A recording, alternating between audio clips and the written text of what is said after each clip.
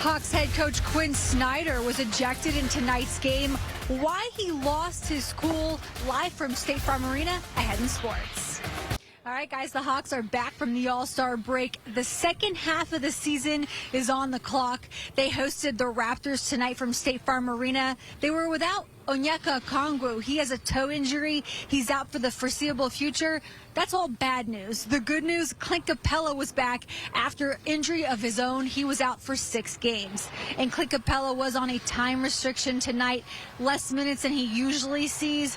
Guys, he played for about 19 minutes. Not a big night, 5 points, 7 boards. You don't hear me say this very often. Trae Young had 6 points through 3 quarters. His season low was 12. He finished with 11 and an all-star game hangover. The star of the show tonight was DJ DeJounte Murray. He had a double-double, 24 points and 10 boards. The Hawks lose 123 to 121. But the big story was this. Head coach Quin Snyder was ejected in the second quarter. He thought this should have been a foul. Here's his explanation after the loss. You don't react like that typically to any foul. In that case, I saw Trae take a shot to his quad, and I was concerned about his knee, frankly. And then he was on the ground, and I was worried that he was hurt.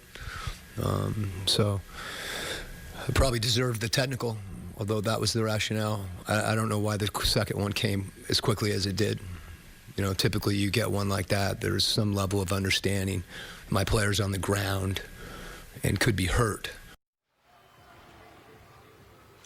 And Georgia State has hired its 4th head coach in program history. It's a face you know, a familiar face. Dell McGee, he's leaving Athens and heading to Atlanta to be the next head coach at Georgia State. So he'll build his own staff after being with Kirby for the last 8 years.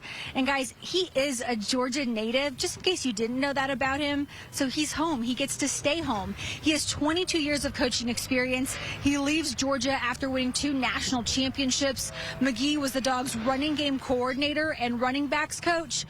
He coached 4 1,000-yard rushers in Nick Chubb, Sony Michel, DeAndre Swift, and Elijah Holyfield. McGee will be introduced Monday morning at 10 o'clock from GSU Stadium. There'll be a press conference, and, of course, we will be there.